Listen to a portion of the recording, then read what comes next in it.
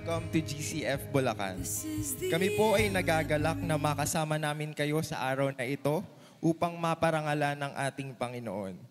Kung kayo po ay bago lamang dito sa aming simbahan, we warmly welcome you dito sa GCF Bulacan. In Psalm 100 verses 4 to 5 says, "Enter his gates with thanksgiving and his court with praise. Give thanks to him and praise his name. For the Lord is good, and his love endures forever. His faithfulness continues through all generations." Tayo po ay yumuko at manalangin. Hingin po natin ang paggabay ng banal na Espiritu sa ating pananambahan. Panginoon, maraming salamat po sa panibagong araw na pinagkaloob niyo sa bawat isa. Hinihiling namin na ihanda at linisin niyo po ang aming mga puso't isipan sa anumang karumihan. At ang iyong banal na presensya ang siyang maging sentro ng pagtitipong ito upang maging kalugod-lugod ang aming pag-awit at pagsamba. Bigyan nawa kami ng karunungan upang maunawaan ng lubusan ang mensahe sa araw na ito. Ito po ang aming samot dalangin sa pangalan ng inyong anak na si Jesus. Amen.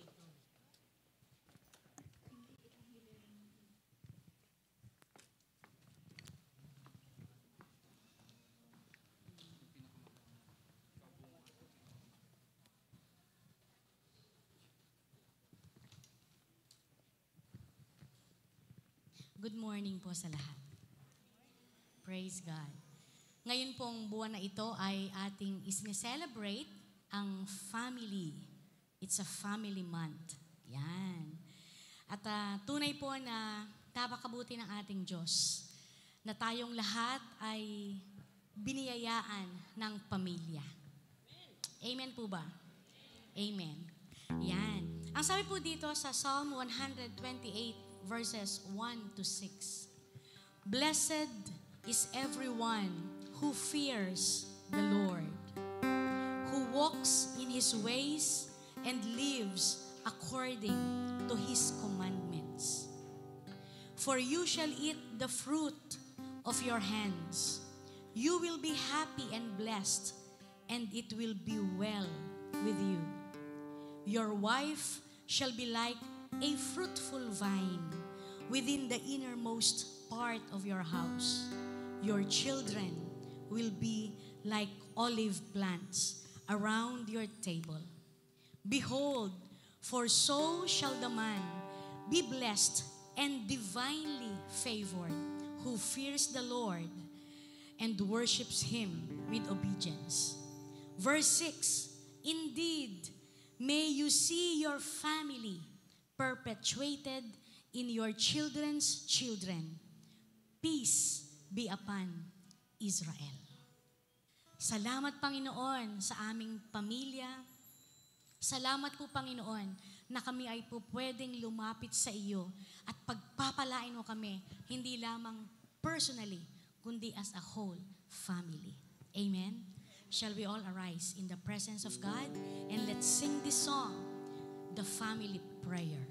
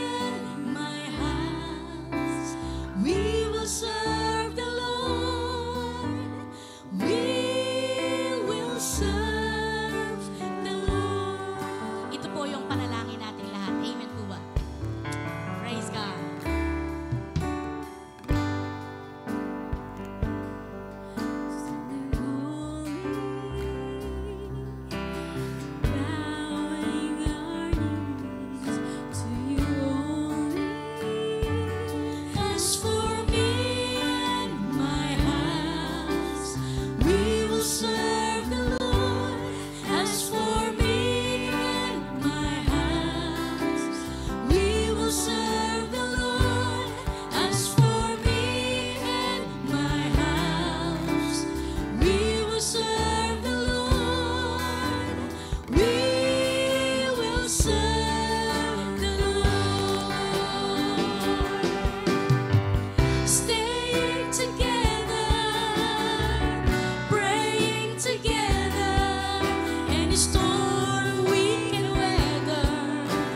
trusting in God's word. Amen.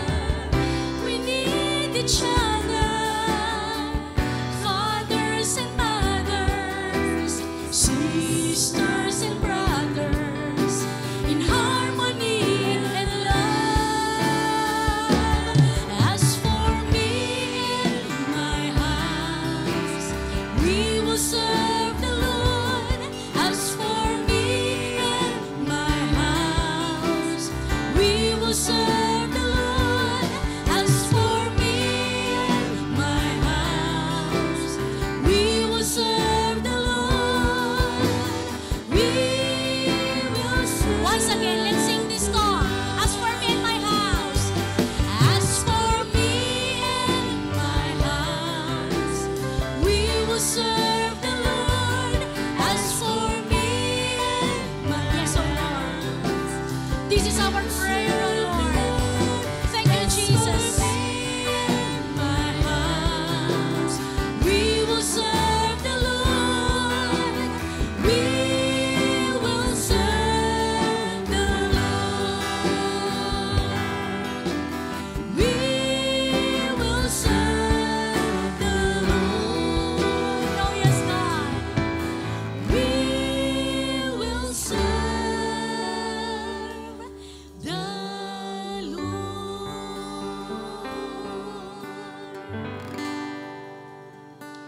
Panginoon, ito po ang naisin ng aming mga puso na kami, kasama ng aming buong sambahayan, ay maglilingkod sa iyo. Wala pong dahilan, Panginoon, upang kami hindi makapaglingkod sa iyo, sapagkat sapat-sapat ang kabutihan,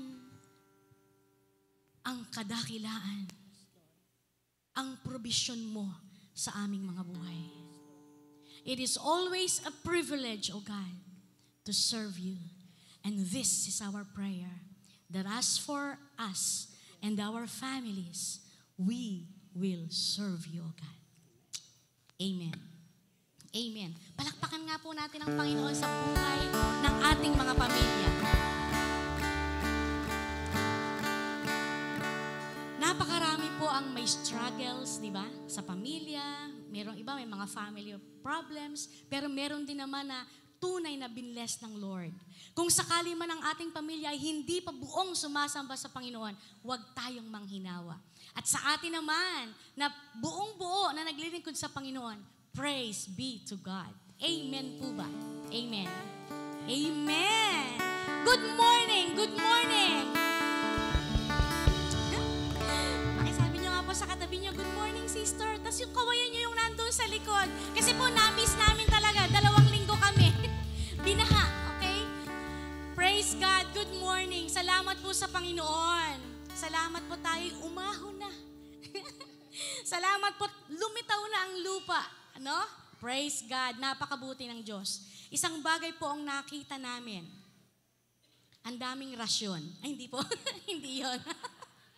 Pero hanggang ngayon po, may bigas pa kami eh. Hindi pa nabubuksan. Yan. Isa po ang nakita ko doon.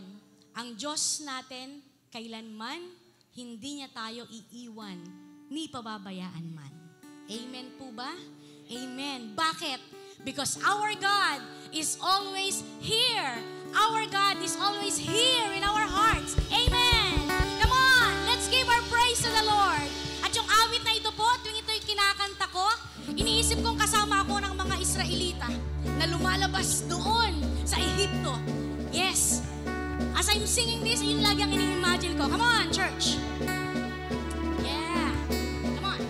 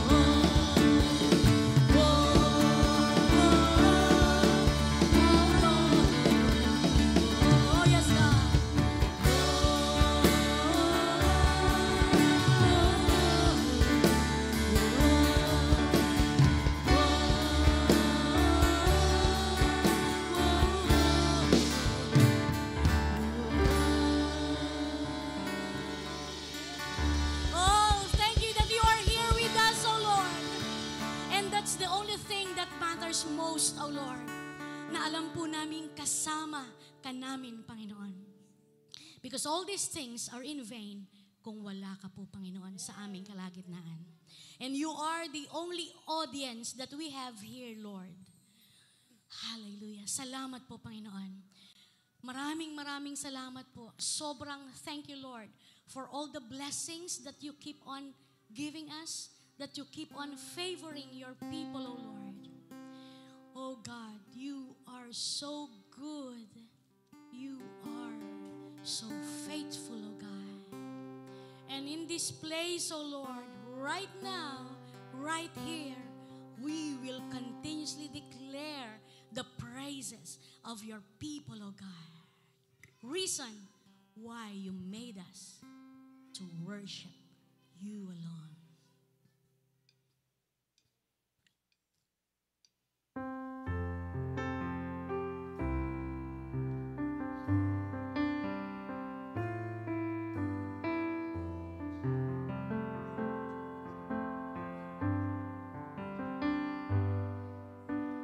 Jesus at the center of it all. Jesus at the center of it all. From beginning to the end, it will always be, it's always been you, Jesus.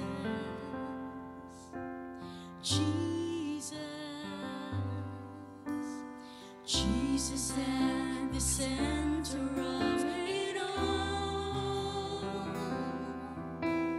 Jesus at the center of it all. From beginning to the end, it will always be, it's always been you, Jesus. Jesus, nothing else matters. Yes, God. Nothing in this world will do.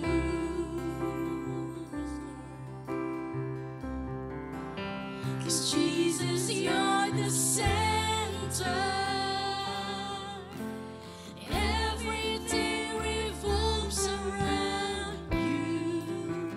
Jesus, you at the center of it all.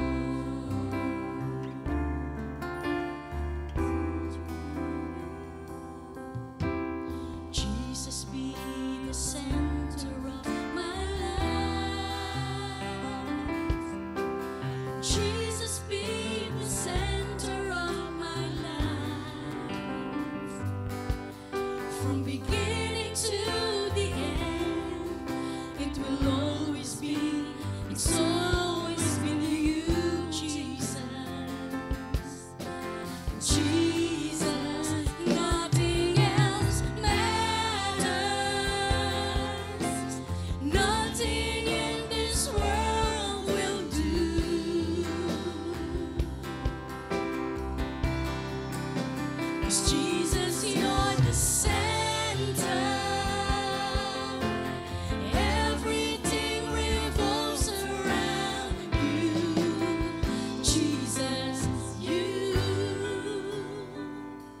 From my heart to the heavens, Jesus, be the center. It's all about you. Yes, it's all about you. From my heart to the heavens, Jesus, be the center. It's all about you. Yes, it's all about you. From my heart to the heavens, Jesus,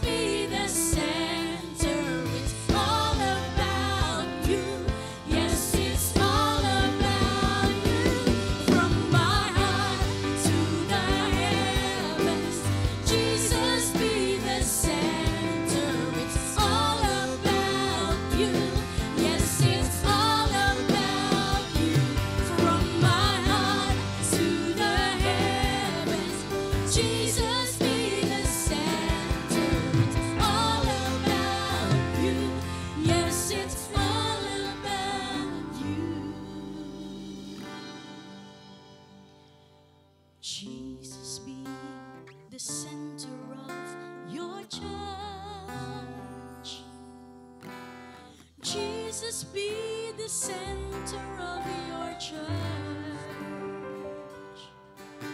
and every knee will bow, and every tongue shall confess you, Jesus, Jesus, Jesus, Jesus, Jesus,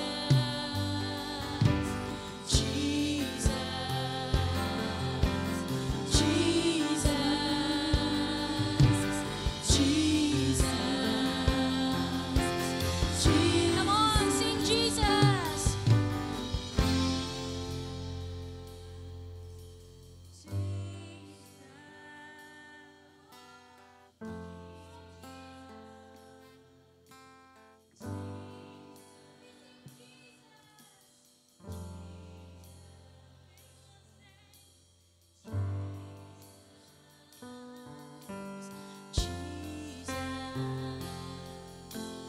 Jesus, we sing Jesus. Jesus, Jesus, Jesus, Jesus. From my heart to the heavens, Jesus be the center. It's all about you. Yes, it's all about you. From my heart to the heavens, Jesus be the center. It's all about you. Yes, it's all about you. From my heart to the heavens, Jesus be the center. It's all about you. Yes, it's all about you. From my heart to the heavens, Jesus be the center. It's all about you. Yes, it's all about you. From my heart to the heavens, Jesus be the center. It's all about you. Yes, it's all about you.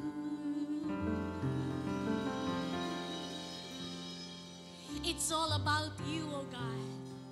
Everything is all about you, Lord Jesus. Be the center of our lives. Be the center of our hearts. Be the center of this church, oh God. In Jesus' name we pray. And all God's people say, Amen. Amen. Amen. Amen. Amen. Amen. Please remain standing for the reading of the word.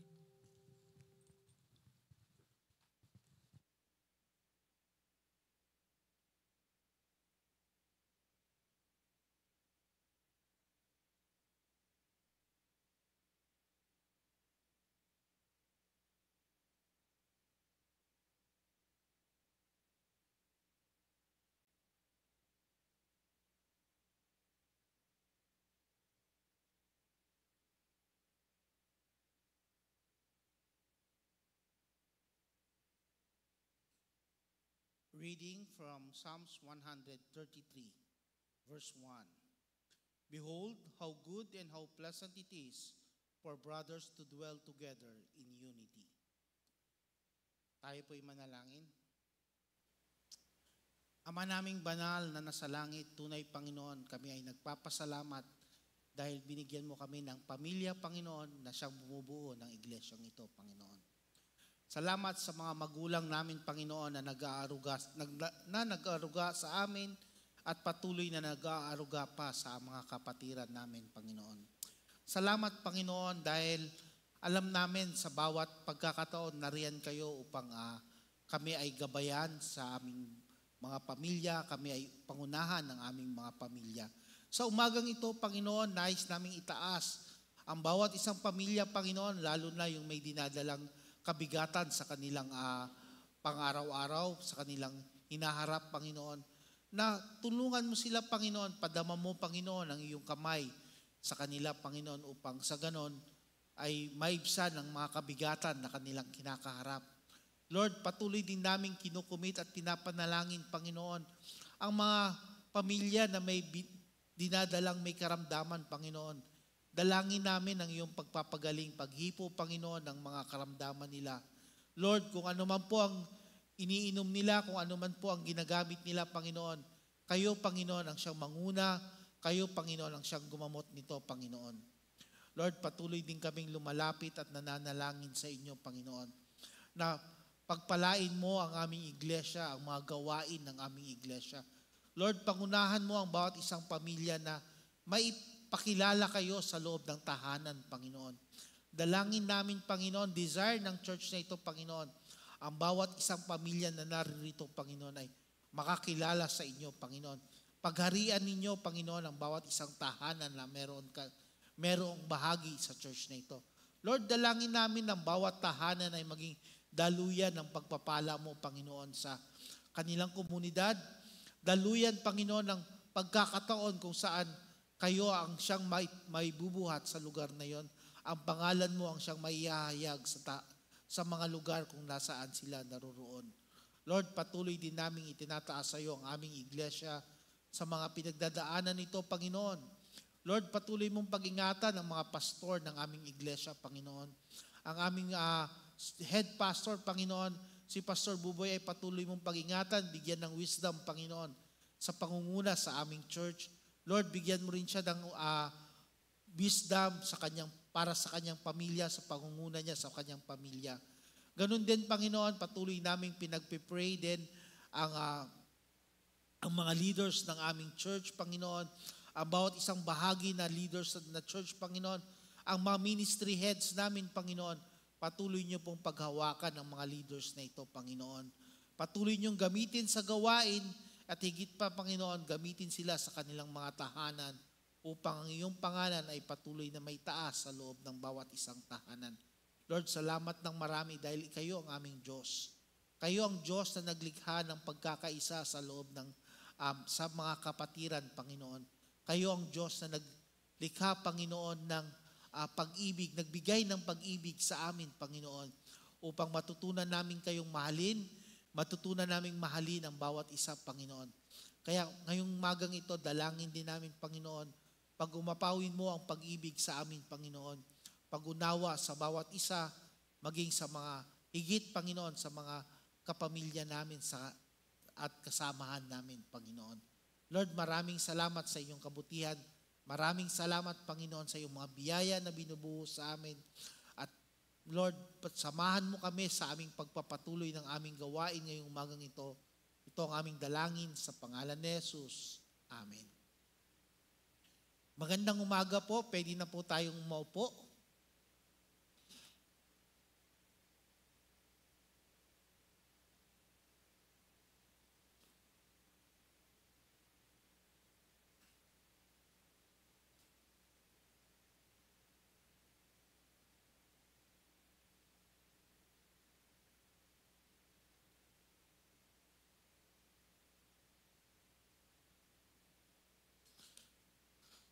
Ang ating tema po ngayon ay ang nagkakaisang pamilyas. Maraming salamat sa mga temang ganito na tayo ay napapaalalahanan tungkol sa ating pamilya.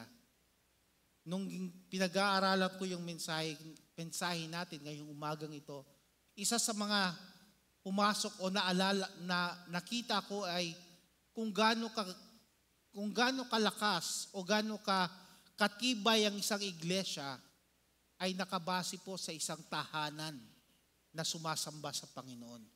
Isang tahanan na kabahagi ng iglesia. Sabi nga nila, ang iglesia daw ay binubuo ng maraming tahanan, maraming pamilya. Isipin niyo po kung ang bawat pamilya ay matatag. Ang bawat pamilya, bawat miyembro ng pamilya ay may takot sa Panginoon. Isipin niyo po na ang bawat pamilya na may takot sa Panginoon, ang bawat level, si tatay, si nanay, si ate, si kuya, ang kanilang bawat taong kinakasamahan nila ay nakikita si Kristo sa buhay nila. ang pag-ibig sa tahanan nila, pag ang tao ay tumingin, nakikita nila na ang tahanang ito ay punong-puno ng pag-ibig. Kung ito po ay mangyayari sa atin, isa lang po ang katiyakan na magandang mangyayari sa atin. Magkakaroon po ng matibay na pagpapatotoo na ang Diyos natin ay buhay at kumikilos sa bawat tahanan. Ngunit, sabi nga, ito ay hindi nangyayari kaagad. Hindi ito katulad ng isang gamot na iinumin mo.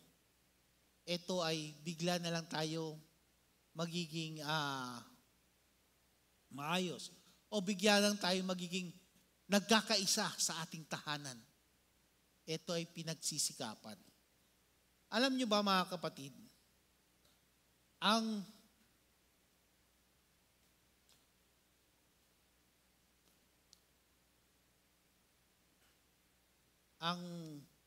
PowerPoint ay hindi gumagana. Ayun, gumana na. Lumagpas lang. Ayan, sige. Alam nyo mga kapatid, ang pagkakaisa ay inorganisa o binuo ng Panginoon para sa atin. Sa umpisa pa lamang ng kanyang plano, meron ng pagkakaisa. Sabi nga niya dyan sa Ephesians chapter 2, sabi niya dyan, with all humility and gentleness, be patient, showing tolerance for one another, being diligent to preserve the unity of the Spirit in the bond of peace. There is one body, one Spirit, just as you were called in one hope. Galit, nagpalit. In one hope, one Lord, one faith, one baptism, one God and the Father of all, who is over all and through all in all. Ito po ay sulat ni Apostle Paul. Dito po sa verse na ito, sa sulat ni Apostle Paul na ito, isinulat niya ito sa mga taga-Ephesians upang paalalahanan sila. Dahil ang Ephesian church ay composed sila ng iba't ibang klaseng tao. Parang katulad sa atin, galing sa iba't ibang lugar, may iba't ibang pinanggalingan na pananampalataya. Ang Ephesian church ay merong mga Jews at mga Gentiles na pinagsama sa isang pananampalataya. Natural, meron silang mga sariling pamamaraan ng pagsamba. Natural, meron silang sariling pamamaraan ng pakikipag-usap. Mahari sa kanila, malakas ang boses nila, pero yun ay malumanay pa sa kanila. Sa iba ay malakas na ang boses. Maaaring sa iba, ano ba naman yan? Sobrang hina ng boses nyo. Yung mga ganitong pagkakataon. Maaaring sa iba ay may mga kulturang magkakaiba. Kaya nga nung sinulat ni Apostle Paul ito, pinaalala ito ni Apostle Paul sa kanila dahil may mga simbahan nung panahon na yon na nagkakaproblema dahil sa mga kulturang, dahil sa iba't ibang kultura na meron sila. Dito hinahamon sila ni Apostle Paul. Magkaisa tayo, hindi dahil magkaisa tayo or dahil sa meron tayong isang katawan, is one body, one spirit. Ang sabi niya diyan sa verse 4, there is one body, one spirit, just as also you were called in one hope or one calling. Sinasabi ni Apostol, magkaisa tayo dito. Hindi dahil sa isang espiritu, subalit ang nais ni Apostle Paul, pakilipat na lang po, ang nais ni Apostle Paul, yan, magkaroon ng united affection ang mga mananampalataya. Unity in confidence, unity in love. Magkaroon sila ng unity sa temperament nila sa loob ng iglesia. Pairalil nila ang pagkakaisa nila. Yan ang nais ng Panginoon maging sa iglesia natin. Bawal ang magkukos ng paksyon. Kami dito, kayo dyan. Hindi ganun ang intensyon ang Kristyanismo. Ang Christianity, tinawag tayo para tayo ay magkaisa. Tinawag tayo upang tayo ay magsama-sama bilang mananampalataya. Kaya nga po maririnig nyo, pag nagbasa kayo ng Biblia, madalas nyo marinig, bear one another's burden. Love one another. Pray for one another. Kasama sila palagi sa ating buhay. Walang sinabi doon na carry your own burden. Hindi sinabi doon na pray for your own self. Ang tinuro sa atin, always for one another. Symbolizing that everyone is part of the big family. Lahat tayo ay bahagi ng isang pamilya. Lahat tayo ay bahagi ng isang pananampalataya. At ngayong umagang ito yung ating pag-aaralan. Yung pagkakaisa sa loob ng tahanan. Paano ba tayo magkaroon ng pagkakaisa sa loob ng tahanan? Na dinisenyo ng Panginoon para tayo ay maging mas malakas o mas maganda ang ating tahanan. Hindi ba magandang tingnan kapag may pagkakaisa sa loob ng tahanan? Hindi po yung pagkakaisa na, okay, magkaisa tayo, hindi tayo mag-church ngayon. Online lang tayo. Hindi po ganon. Magkaisa tayo. Aalis na tayo sa church kasi dinisiplina ang nanay nyo. Ibang pagkakaisa po ang nais ng Panginoon. Unity in the worship to God, unity in serving God inside the family. So kung dala niyo po yung Bible ninyo or buksan niyo po sa Psalms 133 verse 1, pakilipat po yung ating slide. Yan. Pasensya na, wala akong masasabihan ng mahal, pakilipat nga. Kaya pakilipat nga. Yan. Pero yun po ay pagpapakita ng unity sa mag-asawa, sa ating pastor. Dine-demonstrate nila yung unity. But dito po sa ating binasa, sabi diyan, behold how good and pleasant is for a brethren to dwell together in unity. Ito po ay sinulat ni David at ito po ay isang kanta na inaawit nila tuwing sila po ay magmamarch papunta doon sa temple. At ang song na ito, ang awit na ito, habang ito ay ang awit na ito ay nilikha o sabi ng mga scholar, ito daw ay maaaring nalikha nung panahon na si David ay tinanggap na ng mga Israelites. Tandaan natin nung namatay si King Saul, yung kingship ni David, hindi yan ni-recognize ng lahat ng Israel. 2 tribes lamang nag-recognize noon, yung tribe niya at saka yung tribe na Benjamite. Sila lang yung nag-recognize kay David during that time as king. But if you read on the passage, dumating yung panahon na yung buong 12 tribes ay nag-recognize sa kingship ni David. Na itong kingship niya, itong pag-recognize na they became one nation. Probably nung nakita ni David na ni-recognize na nung naisulat niya ito, kaya niya naisulat ito, behold how good and how pleasant it is for brothers to dwell together. Di ba? How good and pleasant it is for the brothers to dwell together. This verse, sabi nga niya, behold how good and pleasant. Or the word behold, sabi ng original na pagkakasulat dyan is like, look, see, observe how good and pleasant it is for brethren to dwell together. May pagkakaisa. Ganda rin ng ginamit niya dyan, ano? How good and pleasant. Alam niyo po, hindi lahat ng good ay pleasant, hindi din lahat ng pleasant ay good. Sabi nga nila ang exercise, it's good for our body. Pero hindi siya kaaya-ayang gawin. Otherwise, lahat tayo nag-exercise every morning, di ba? Ang pagkain ng liempo, yan ay kaaya-aya. Pero hindi yan good sa ating katawan. Pag sobra, naipasok pa yon? Hindi po. Pero ito po, pag-aral, tingnan natin kung paano nila inilagay yung salita na to. How good and pleasant, pinagsama niya. That it is good for the brethren to dwell together as one. And it is also pleasant, magandang tingnan, kaaya-ayang tingnan, kapag tayo ay may pagkakaisa sa loob ng ating tahanan. Alam niyo po, isa sa pinakamahirap daw gawin, kapag kayo ay nakatira na, magkasama sa isang tirahan.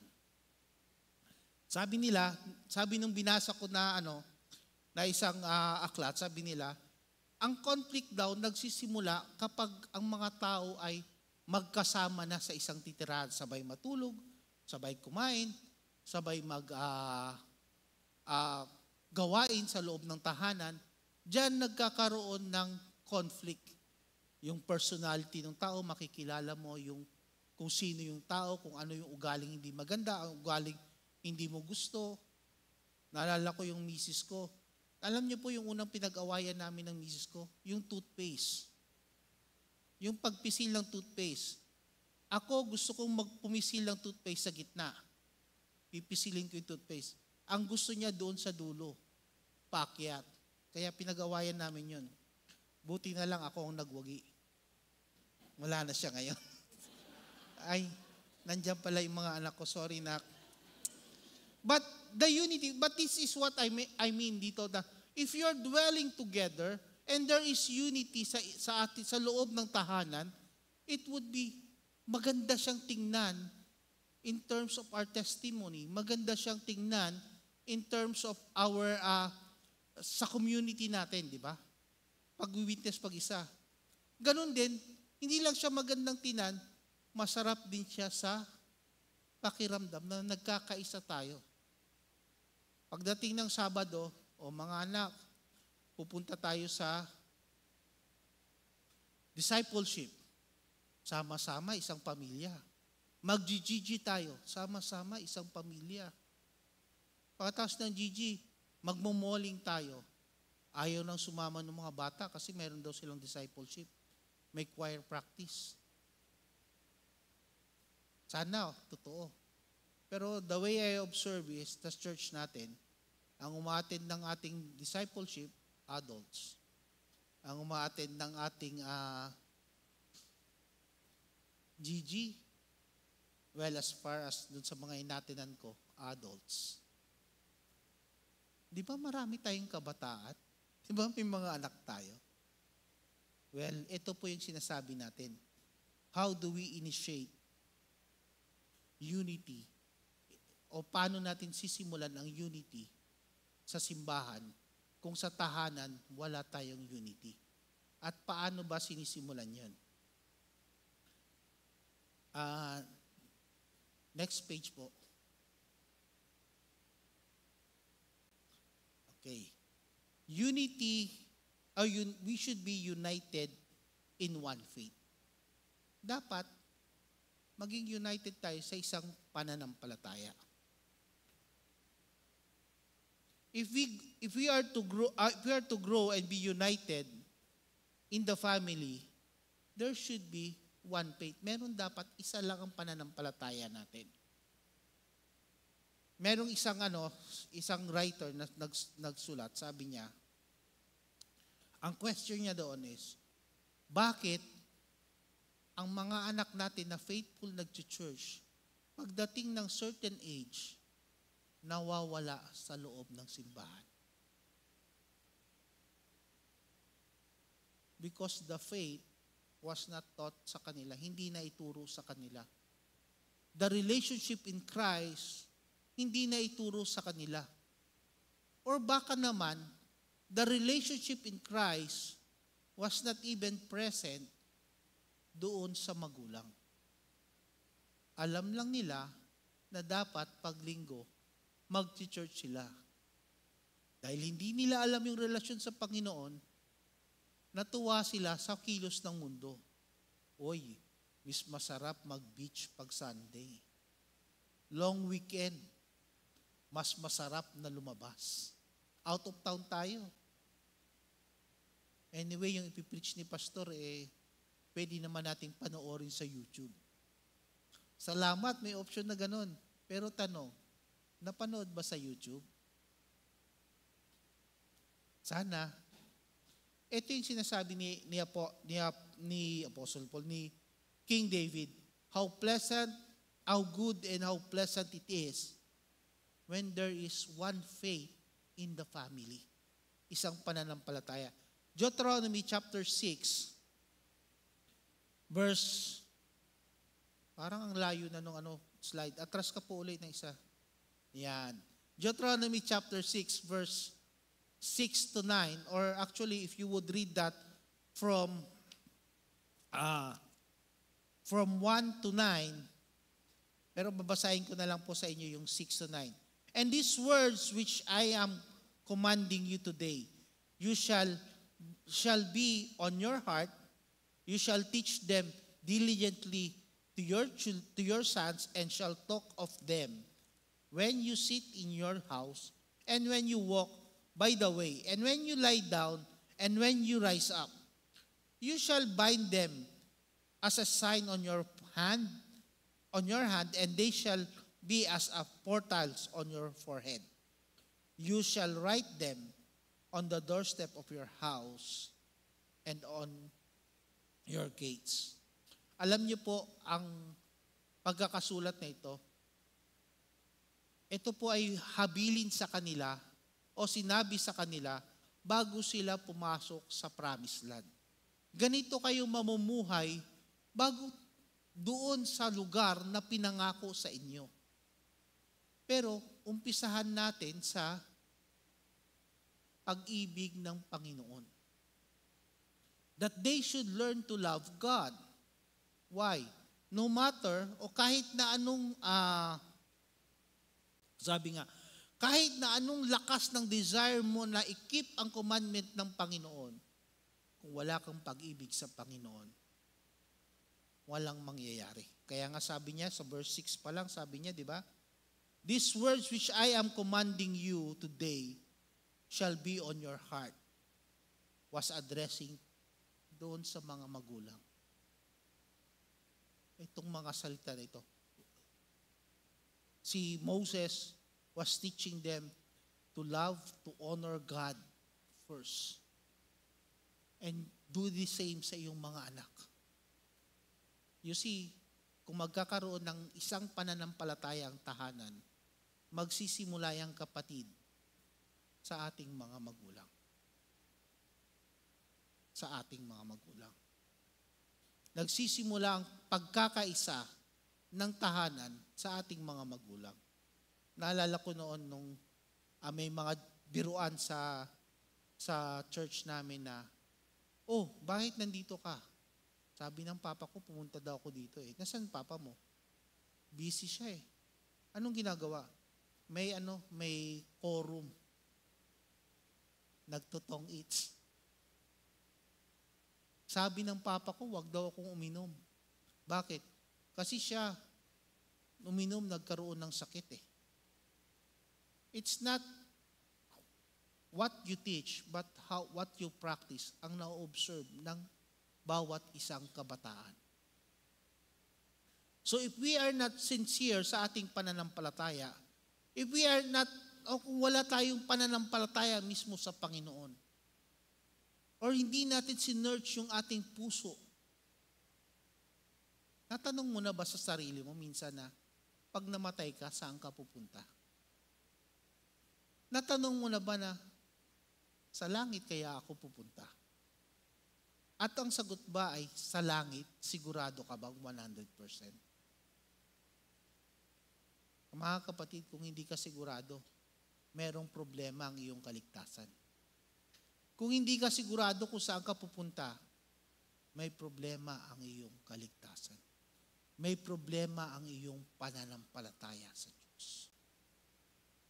Paano may papasa ang pananampalataya kung tayo mismo ay hindi tayo sigurado sa ating tahanan? Sabi niya dyan, kailangan may pag-ibig tayo sa Panginoon. At itong pag-ibig na ito, kailangan ituro natin sa mga anak natin. Ituro, ipasa, para yung mga anak natin, pag lumaki, mayroong relasyon sa Panginoon. Marunong din umibig. Naalala ko nung tinuturuan ko yung mga anak ko tungkol sa Panginoon. Pag nagyaya sila ng alam niyo po yung bata pa sila, pag nagyaya sila ng Jollibee o McDonald's, parati kong pinapaulit-ulit sa kanila na, okay, sige, bago tayo pumunta doon, magpasalamat muna tayo sa Panginoon. Kasi yung pang McDo natin, galing yan sa Panginoon. Kapag magpapabili sila ng gamit sa eskwelahan, tinuturo sa kanila na magpasalamat kayo sa Panginoon. Kasi yung pambili niyan, galing yan sa Panginoon. Nung sila ay mga elementary na, me and my wife, we sat them down and asked them about yung kaligtasan. Tinuro namin sa kanila. Alam niyo po, walang bata pagdating sa katotohanan ng Biblia. You can teach them who God is. You can teach them na they are a sinner that needs God. Matuturuan nga ang bata ng kalokohan. Hindi natin maturuan ng katotohanan. We teach our children to love God. Alam niyo po yung mga anak ko, yung mother ko kasi, she was not a Christian. Kahit yung parents ko, hindi sila Kristiyano. Pag umuwi yan sila dito, yung maayos pa yung sasakyan ko, yung Revo, hihiramin yan nila. Kasi hiramin yung dalawang apo eh. So kasama yung sasakyan, hihiramin nila, dadalhin nila sa Manawag para gawin yung kanilang pananampalataya. Yung anak ko, parating sinasabihan yung lola niya, Lola, bad yan ah. Dapat hindi mo ginagawa yan sa sasakyan ni Papa. Pag uwi sa bahay, kukumpretahin ako ng nanay ko. Sasabihin ng nanay ko, anong tinuturo mo sa anak mo na sinasabi mong bad yung mga ginagawa namin? On the other hand, I was so proud na yung anak ko, alam niya ang tama sa mali sa edad na elementary.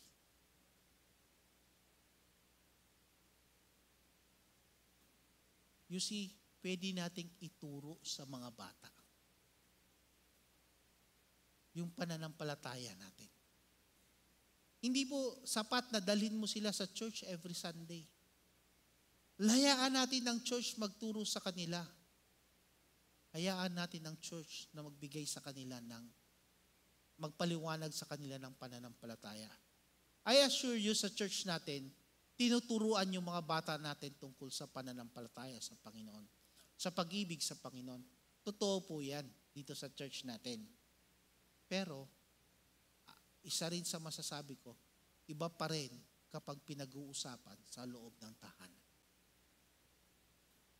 Teach it to your kids. Paano, pastor? Kung ako mismo hindi ko alam yan.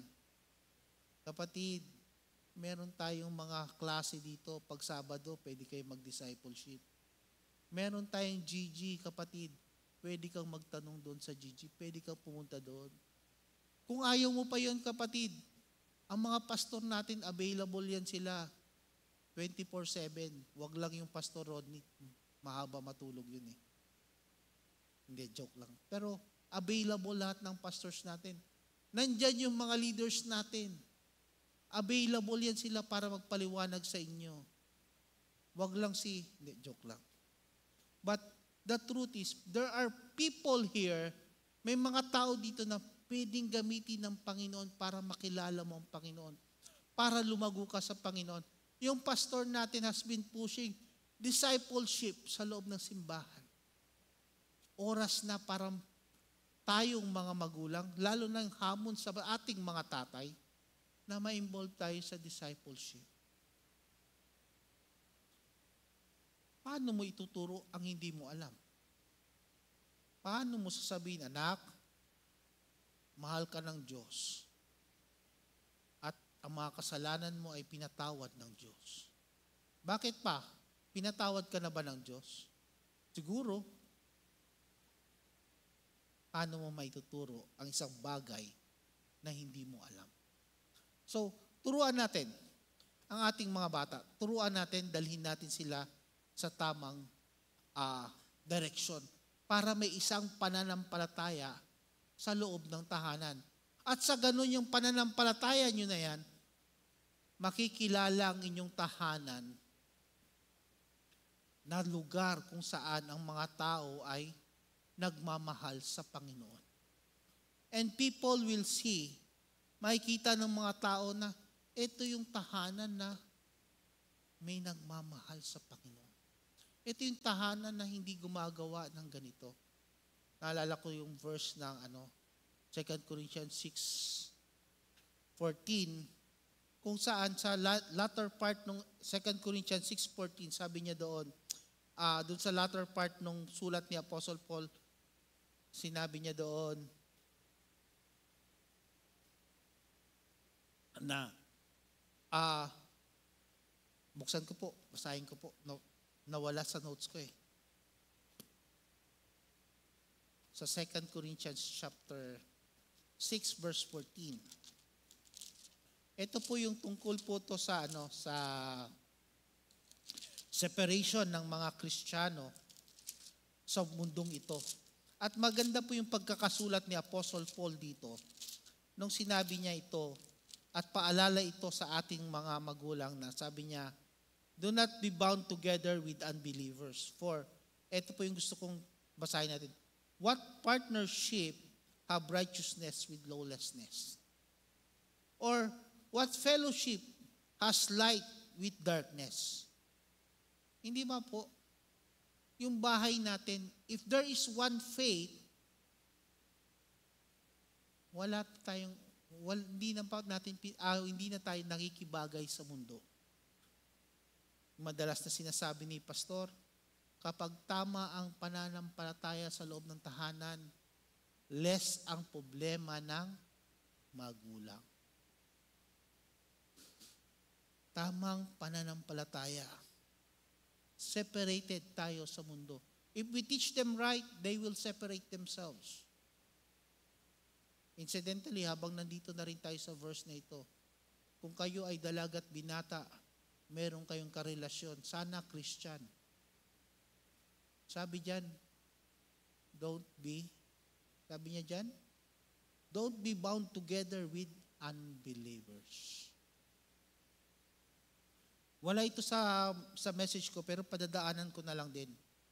Kung gusto mong mag-asawa someday, choose a believer para less ang problema mo, isa lang ang pananampalataya nyo. Kung yung isa nga pananampalataya, daming problema. Di ba? Yun pang hindi mananampalataya. Sweetheart, sisimba lang ako. Anong oras ka na naman uuwi? Mabilis lang to. Si Pastor Rodney ang magpipreach, 5 minutes lang to.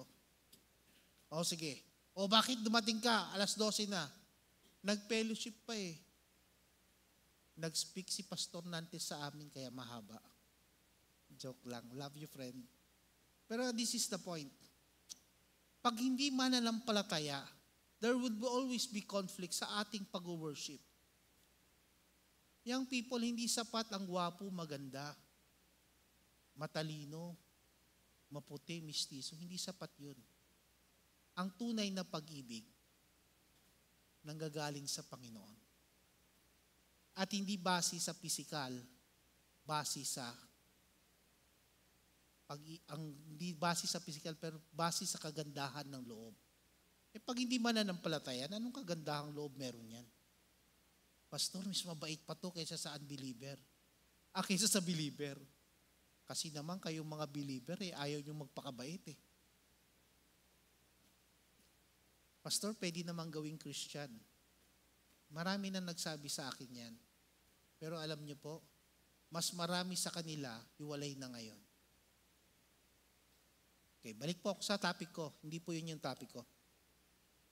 Nadaanan lang po ng verse. Secondly, We have to be united in one faith. Pangalawa po, pakilipat po sa susunod, united in our diversity. Tayong lahat po ginawa ng Panginoon na magkakaiba. Sa loob ng tahanan, iba ang ugali ni kuya, iba ang ugali ni ate, iba ang ugali ni bunso. Lalo na si nanay, tatay na galing sa magkaibang magulang, may pagkakaiba. Merong hindi pagkakasunduan sa loob ng tahanan. Iba-iba tayo. Nilikha tayo ng Panginoon na hindi pare-pareho. All of us, we think differently. Si Papa, pag nag-isip, based sa numbers. Si Mama, pag nag-isip, based sa practicality. Kanya-kanya sila tayong strength, kanya-kanya tayong ano. Pagdating sa gastos, si Papa, gastos lang ng gastos. Si Mama, oy, mahal yan. Iikot muna sa palengke. Yung pala, at the end of the day, babalik din doon sa unang pinagtanungan sa halagang piso na diferensya.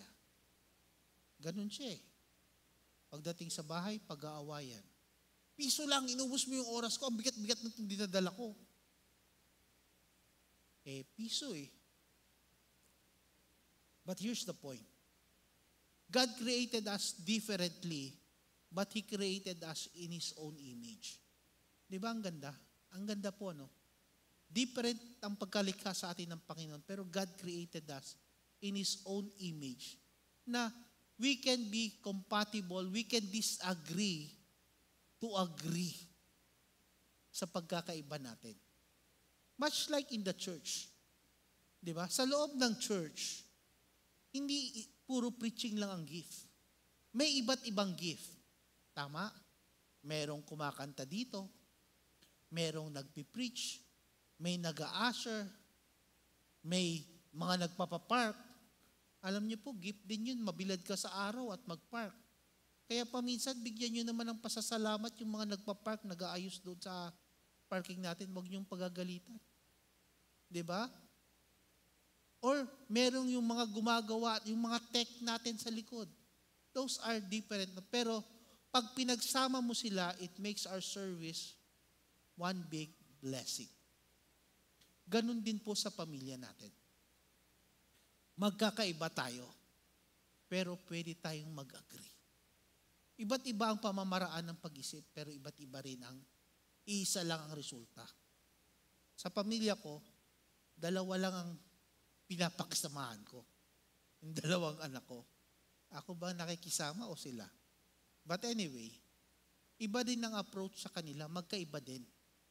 Yung isa direct, yung isa kailangan lambingin. Kung sino man yon, guess who? But this is the point. God created us iba-iba. Pero sabi nga, God intended for us to be united. Magkakaisa tayo. So hindi naman reason na iba siya kaysa sa akin. Sabi nga nung verse natin diyan. Basahin ko po sa inyo yung verse natin diyan Romans 15 chapter 5 to 6 sabi niya diyan. Now may the God who gives perseverance and encouragement grant you to be of the same mind with one another according to Christ Jesus.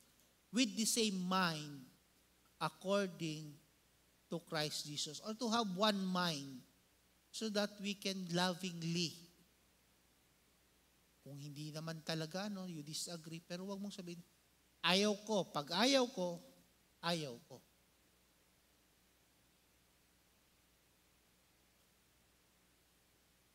Nalala mo yung mga kwento ng church? Naghiwalay dahil sa kulay ng kortina.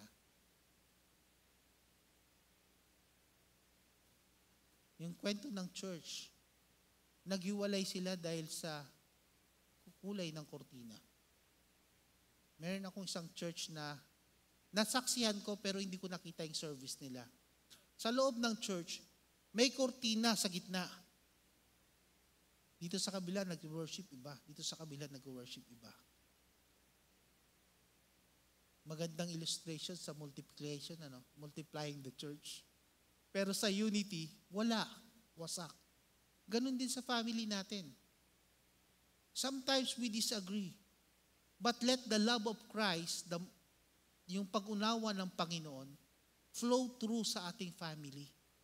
Sabi nga yan, let the Spirit of Christ control us sa family natin. If we have one faith, one Spirit would control us. Sabi nga nung text na, yung Ephesians, isang pag-ibig lang yan, united in love, united in affection, united in our temper. Merong pagkakaisa sa loob ng tahanan. Saan siya nagsisimula? Sa pagkilala natin sa Panginoong Jesucristo. Kahit na magkakaiba tayo sa dulo,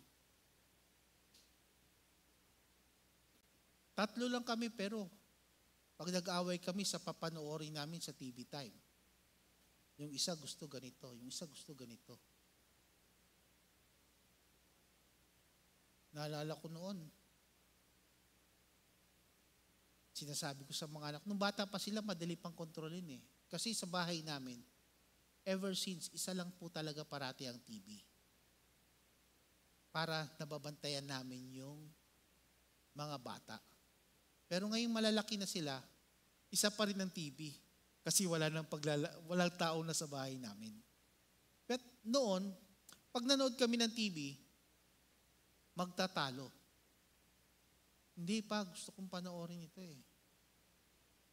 Hindi, gusto kong panoorin ito. Basketball ako eh.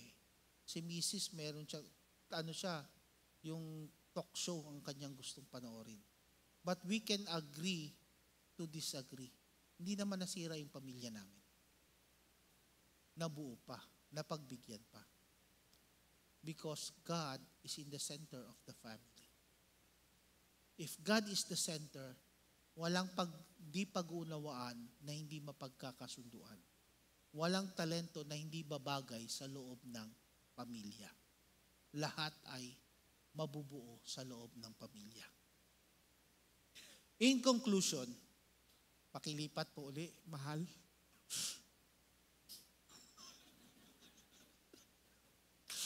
Yan. Matatapos na po tayo. God desires that His people walk in unity, and there is no other way to do it than God's way. Ano yung God's way? We start with our faith. We start with knowing God, who God is sa buhay natin. Then, we start teaching this to our kids. At yung mga anak natin, pag natutunan yan, kung sino ang Panginoon, ang pagkakaiba natin ay magiging pagkakaisa natin. Yan po ang unity sa loob ng pamilya. Pero pag nakalimutan natin na doon sa Panginoon nagsimula ang lahat, malungkot mang sabihin, pero maraming problema ang kakaharapin natin. Tayo po'y manalangin. Dakila naming Diyos na makapangyarihan sa lahat. Tunay, Panginoon, na kayo ang may hawak ng aming buhay at pamilya. Lord, dalangin namin ang iyong pagkilos, dalangin namin ang iyong pagbigay pagpapala sa amin, Panginoon. Na bawat isa sa amin ang aming pananampalataya ay pagtibayin mo, Panginoon. Patuloy kang kumilos sa aming pananampalataya. Ito ang aming dalangin sa pangalan ni Jesus. Amen.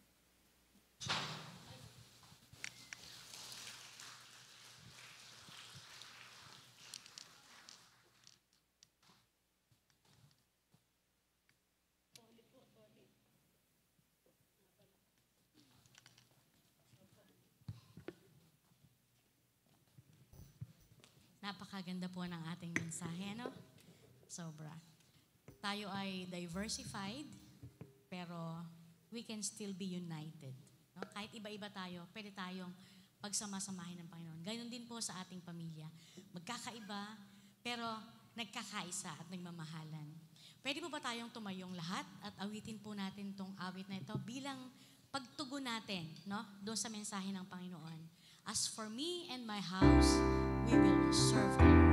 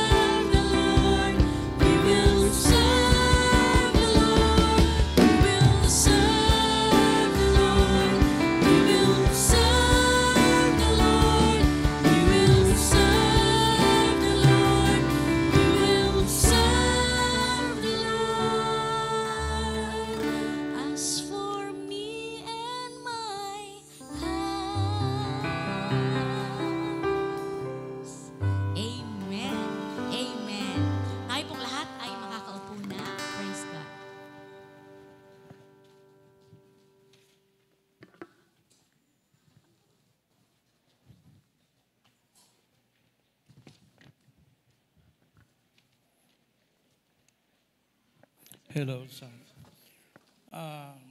Dumako naman po tayo sa isang pangmahalagang gawain. Ang pagbibigay ng ating mga ikapo at tanging handog. Ito ang sinasabi sa Kawikaan 3, 9, and 10. Parangalan mo si Yahweh sa pamamagitan ng iyong kayamanan. At mula sa iyong mga pinakamainam na ani, siya ay iyong handugan.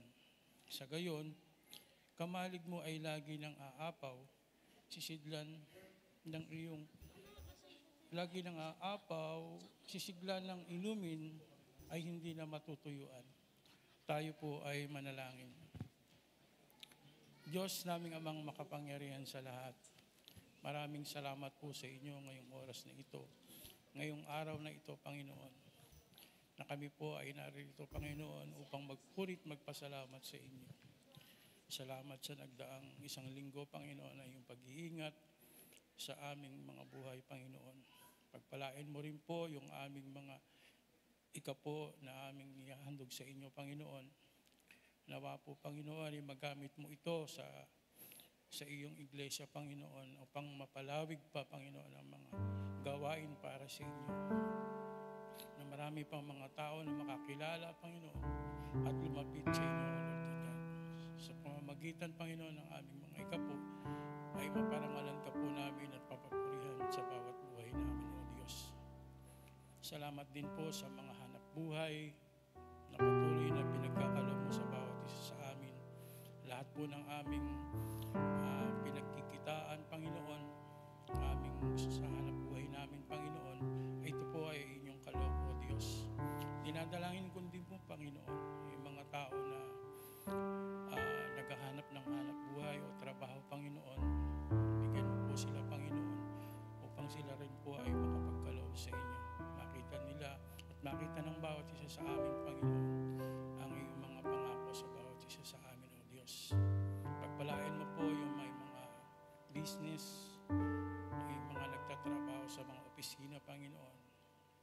Lahat, Panginoon, ng bawat isa sa amin na aming ginagawa sa araw-araw upang kami ay magkaroon ng hanap buhay, Panginoon, ay pinagpapasalamat namin sa inyo. Sa inyo po ang luwalhati at ang karangalan sa pangalan ni Jesus na aming Panginoon. Ito po ang aming dalangin. Amen.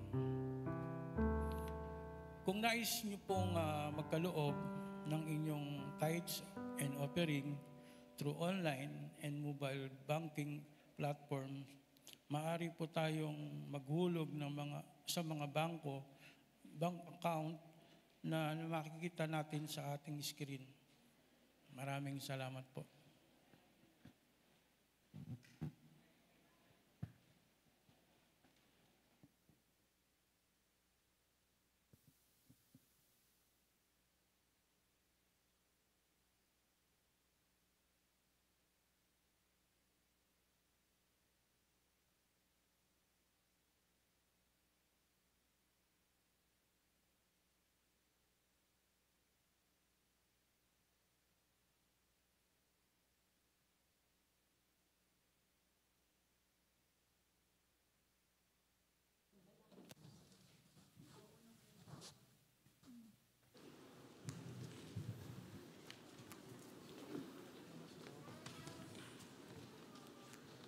Magandang umaga po sa lahat. Para po sa mga hindi po nakakakilala sa akin, ako po si Reyna. Nandito po ako ngayon para i-share po kung gaano kabuti si Lord sa buhay natin. Ako po ay lumaki at namulat sa Catholic religion. Noon, na-attend lang ng misa tapos uuwi na. Madalas ang kasama ko po noon ay yung kapatid kong babae din na mas bata sa akin. Sa school po kasi dati, nung high school, may notebook na nakalaan para doon isusulat yung message ng pari. Tapos, kailangan siya pirmahan ng pari or yung ministro para daw po sure na nagsisimba kami every Sunday. Tapos, chine-check po yun every Monday. At the age of 13, naghiwalay yung parents namin. Kami po ay 3 magkakapatid, panganay ako. Ang hirap kasi nakikita po namin mismo kung paano sila nag-aaway. Batuhan ng gamit, murahan at sakitan. Hanggang sa maghiwalay po sila, saksi po kami ng mga kapatid ko. Naalala ko pa po, alauna ng madaling araw nung pinag-alsabalutan kami ni Mama. Tinaboy kami kasama ng tatay namin. Hanggang sa lola na po namin na nagpalaki sa amin. Ang tatay ko po bihira umuwi dahil sa Maynila po siya nag-work. Hanggang sa nagkaroon na siya ng ibang pamilya doon. Namulat ako sa makamundong turo at pagpapalaki. Konting problema dinadaan sa init ng ulo. Big deal lagi ang pera at nagtanim ng galit at sama ng loob kay Mama. Kasi ganoon yung finid nila sa amin. Hanggang sa ayon na yung nag-build sa personality ko. Naging mindset ko na din po noon. Mas okay nang magpakasal kasi ang ending naman maghihiwalay din. Matatali ka lang. O kaya kung hindi ako makahanap ng partner, okay lang, kaya ko naman. Kasi priority ko yung mga kapatid ko. Grabe din yung pressure at burden na nafe-feel ko. Mula pagkabata, iniintindi ko na yung responsibilidad ng pagiging ate. At mas lalo pa sinisiksik sa utak ko na dapat ganito, dapat ganyan. Kapag nagkatrabaho ka, unahin mo muna to, unahin mo muna yan. Noong nag-college na ako, yung best friend ko, sinabi niya nagpa-convert na sila as born again. Sa isip ko, wala namang pinagkaiba yun sa Catholic. Kasi ganun din naman yun. One time, bago kami umuwi, inaya niya ako kumain sa mini-stop. Akala ko kakain lang. Yun pala may kasama ng pag-share na ang tulay. Nakinig ako. Nagets ko naman pero may doubts ako. Yun yung pinakaunang beses na na-sharean ako ng word ni God. Feb 1, 2014. Sabi niya, tandaan ko daw yung date na yun. Kaya hanggang ngayon natatandaan ko siya. After nun, nasundan pa ng nasundan hanggang sa nagsa-cell group kami sa BSU once a week. Tapos sumasama na ako sa church sa kanila sa Hagonoy pa. Di ko din alam paano nangyari, pero yung feeling na may gusto pa akong malaman. Nag-decide ako na maghanap ng church na malapit sa amin, which is Victory Plaridel. Doon na nag-start ang journey ko as a Christian. Kahit napapagalitan ako ng lola ko kasi madalas daw ako umaalis at nakikipag-alive-alive. Pero go pa din, attend ng youth service, victory group, and fellowship. Masaya at fulfilling. Tuloy-tuloy ako na disciple hanggang sa nagpabaptize, na involved sa ministry, at nakakapag-disciple na rin kahit pa isa-isa. Recently, nagigising ako around 2 a.m. Consistent po yun.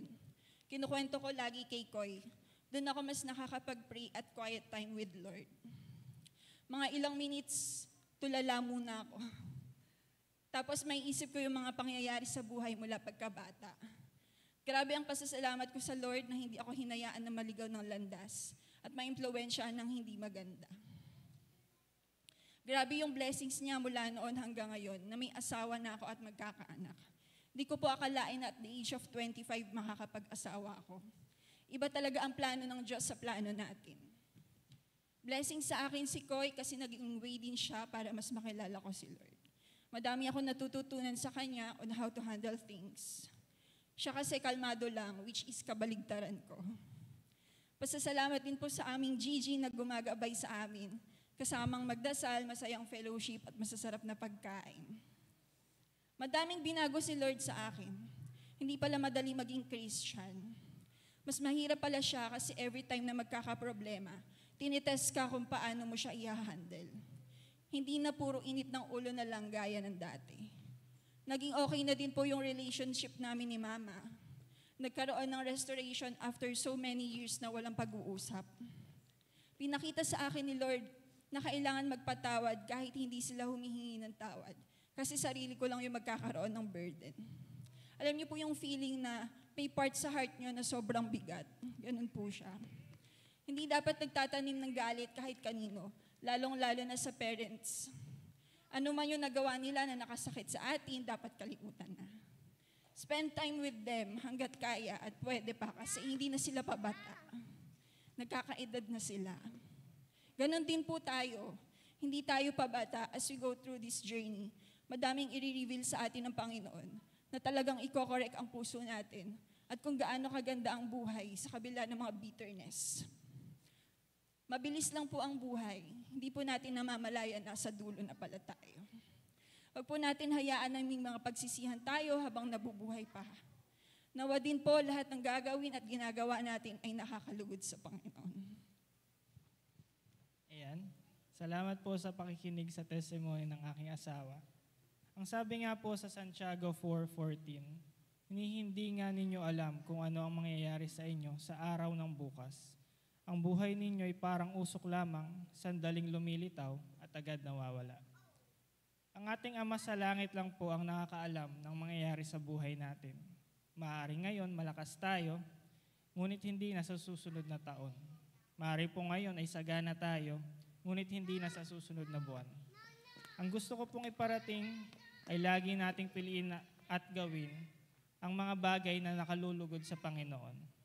Sa ngayon, wala po tayong pagsisisihan o panghihinangayangan na oras ng buhay natin. Sabayan niyo po kami ang Barihan Growth Group sa pagkanta ng Only Life.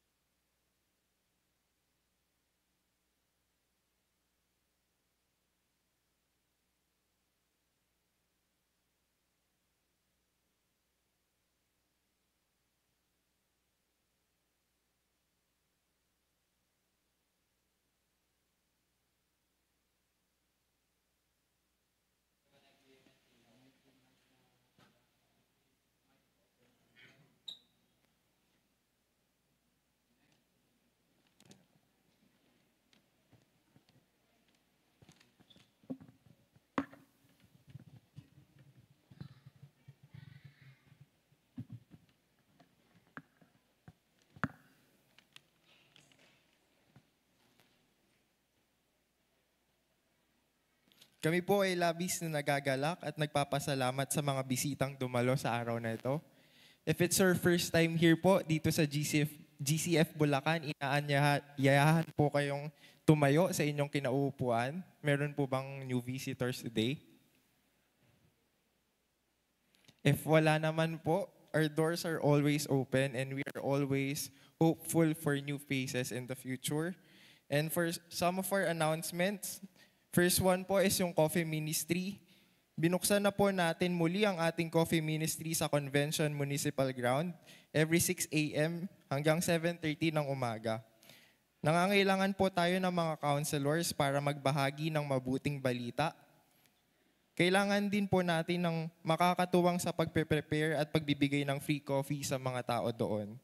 Kaya inaanyayahan po natin ang bawat isa na maging bahagi ng gawaing ito bilang bahagi na rin ng ating mission ministry.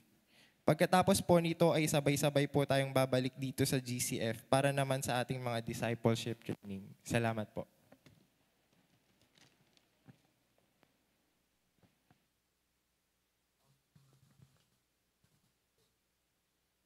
Magandang umaga po.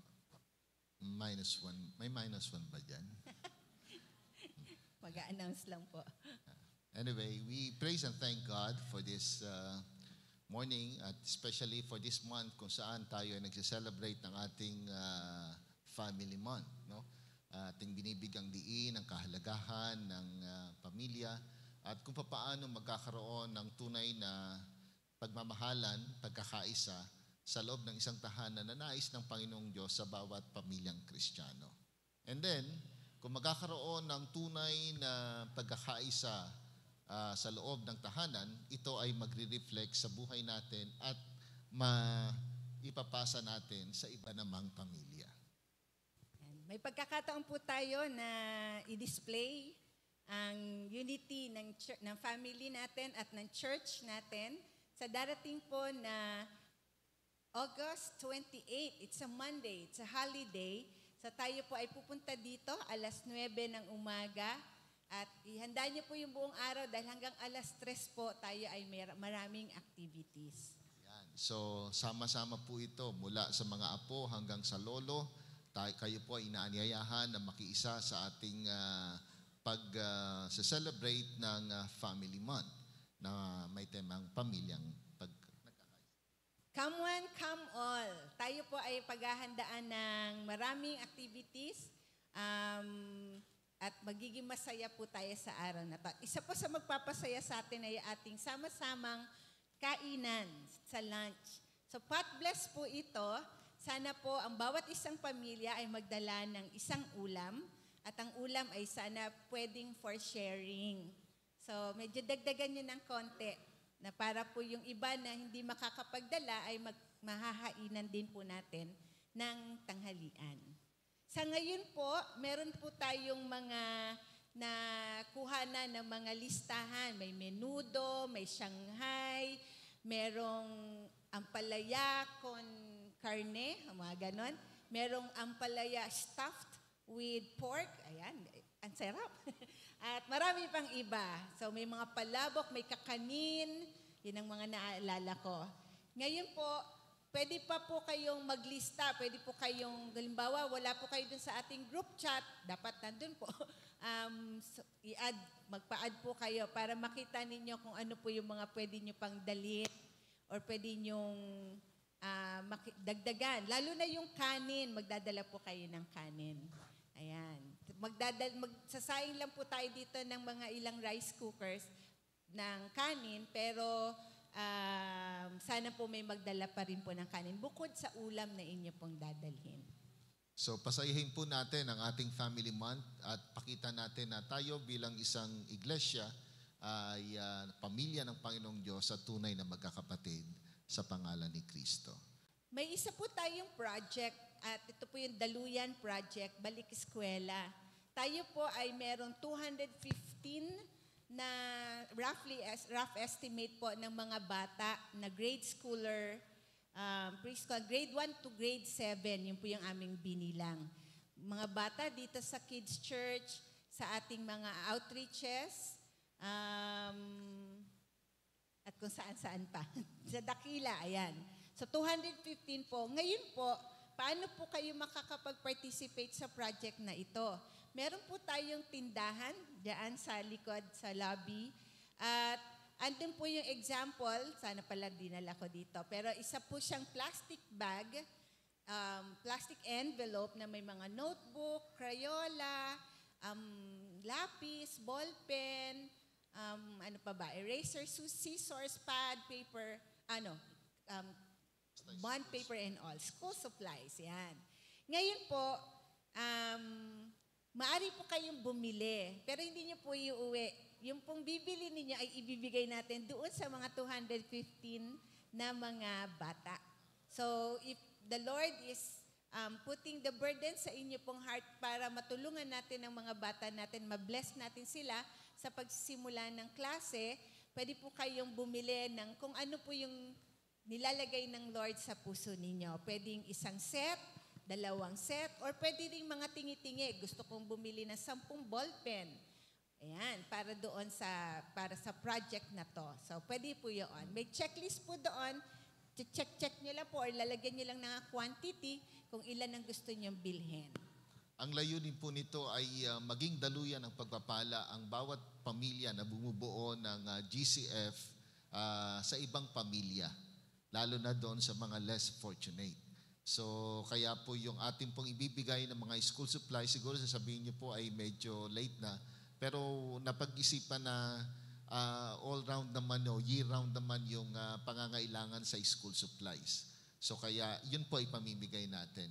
So, we encourage every member of the family, pati bata kung kaya na mamulat doon sa pag-iisip na pinagpala ako ng Panginoong Diyos, binigay sa akin ng Panginoong Diyos ang pagpapalang ito, gusto ko ring maging pagpapala naman sa iba. So sa abot ng inyong kakayahan, sa ibinigay ng Panginoon, ating pong tulungan yung mga ibang kabataan sa kanilang pangangailangan. Salamat po. August 28, be here po. Come one, come all, 9 o'clock in the morning. Okay, maraming salamat po and we hope and pray sa inyong pong participation bilang isang pamilya ng GCF nagkakaisa sa pagtulong sa mga nangangailangan. God bless po sa inyo lahat.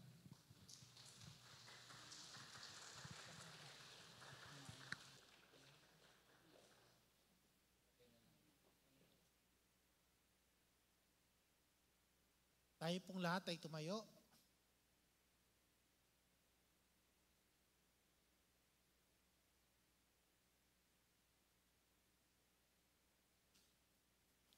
Ama naming banal na nasa langit, maraming salamat sa pagkakataon na tinipon mo kami para magsamba. Lord, patuloy naming hinihingi sa iyo ang iyong pag-iingat sa inyong salita sa aming puso. Patuloy naming hinihingi sa iyo, Panginoon, ang pag-ibig mo sa loob ng aming tahanan, ang pagkakaisa namin sa loob ng aming tahanan. Lord, at dalangin din namin ang banal na Espiritu, ang siyang muling magdala sa amin sa susunod na gawain dito. Ito ang aming dalangin sa pangalan ni Jesus. Amen.